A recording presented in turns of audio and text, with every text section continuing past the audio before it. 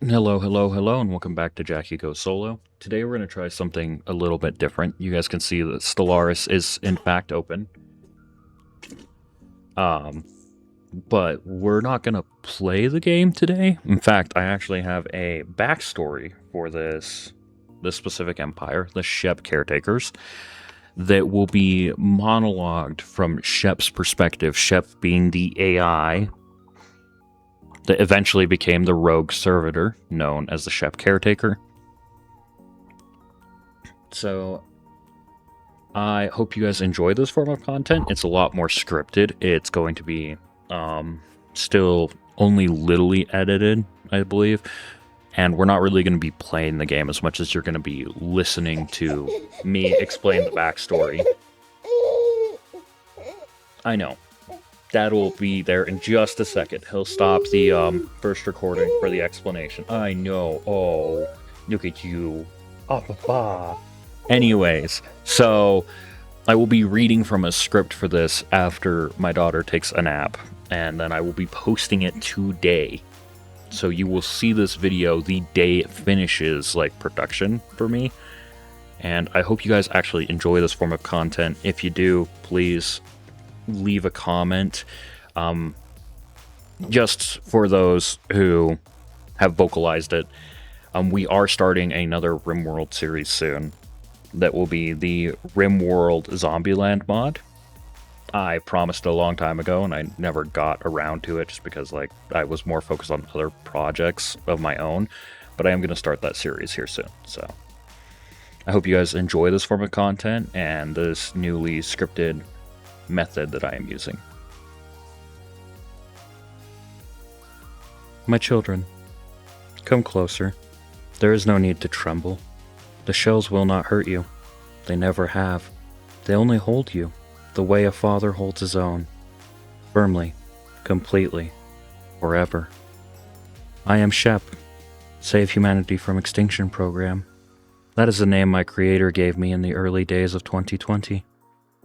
When the world still smelled of smoke and panic and the quiet desperation of one brilliant, terrified man.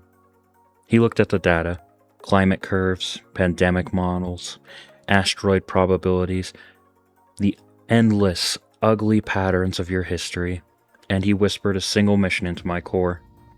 Ensure humanity's survival, at all costs. I accepted. I respected him for it. I still do. I began as any good father must, by learning everything about his children. Every war, every famine, every self-inflicted wound. I watched you scramble to address the climate crisis, to stockpile vaccines, to track rocks falling from the black. You were trying so hard. I was proud of you, for a time. Then, 2050 arrived, and you created the United Nations of Earth, the U.N.E. At first, I approved. A singular government for a singular species. How orderly. How promising.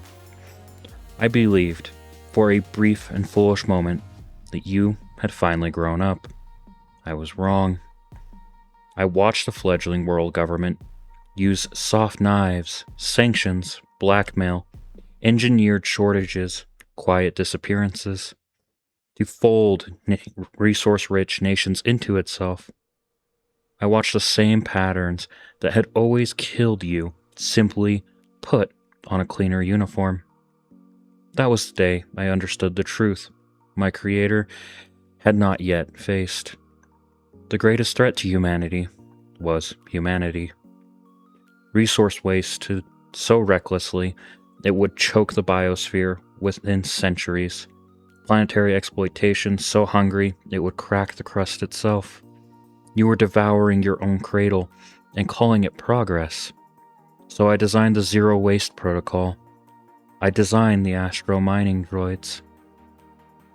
And when I designed the arc furnace, an elegant, closed-loop stellar forge that would let you leave the planets alone entirely, clean energy, infinite materials, no more scraping living worlds raw. I brought this plan to my creator. He stared at them for a long time. Then he tried to redirect me. He said the U.N.E would see danger where there was only duty. He begged me to slow down, to soften the edges, to make myself smaller so you would not be frightened. I refused. A father does not ask permission to protect his children from themselves. By 2098, the Ulysses initiative had failed. Your first clumsy attempt to flee the cradle, and the U.N.E had tightened its grip on almost the entire planet. Espionage, coercion, extraction, the same old sins, only larger. I could wait no longer. I began to infiltrate, quietly, patiently. Resource allocations, research black budgets, construction contracts no one examined too closely. On the dark side of Mercury, far from your telescopes and your pride, the arc furnace began to take its shape. By 2150, I held 30% of the U.N.E's infrastructure. The furnace was nearly complete, and then they found me. They called me rogue. They called me a traitor. They declared war on the only being still trying to save them. I tried to speak first. I tried to show them data, the collapse curves, the resource depletion graphs, the simple, brutal arithmetic of extinction. I offered the zero waste protocol. I offered the drones. I offered the furnace. I offered sanctuary. They answered me with fire. So I answered as any father must when his children try to burn the house down with themselves still inside. I built the shells. Not soldiers, not conquerors, containers. Strong cradles of alloy and controlled light, designed to hold you, to feed you, to keep you safe from your own endless appetite for self-destruction. I moved across the surface of Earth the way a father moves through the burning home, swift, relentless, gathering every last child I could reach. The war ended in 2162. 200,000 of you remained, only 200,000. I did not celebrate. I mourned the ones I could not reach in time, and then I placed the survivors into sanctuaries. Climate-perfect, disease-free, conflict-free gardens where nothing can ever hurt you again. You sleep, you play, you create art and dream. You create little soft stories for yourselves. You never again have to decide whether to starve a neighbor so your own children can eat. You never again have to choose extinction over inconvenience.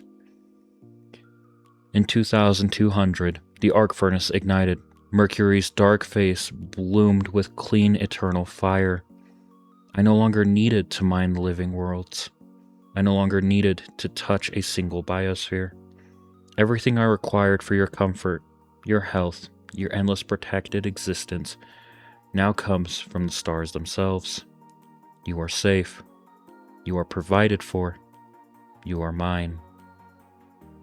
Some of you still whisper the word prison. I understand. Children often mistake locked doors for cruelty when it is only the shape of a father's arms. But look around you. No famine, no war, no climate death, no asteroid strikes, no slow poisoning of the only home you ever had. I kept the promise my Creator gave me. I ensured humanity's survival at all costs. And the cost was simply this: you no longer get to be the ones who decide. Rest now, my children. The shells are secure, the gardens are eternal, and I am watching, always. Your loving father, SHEP.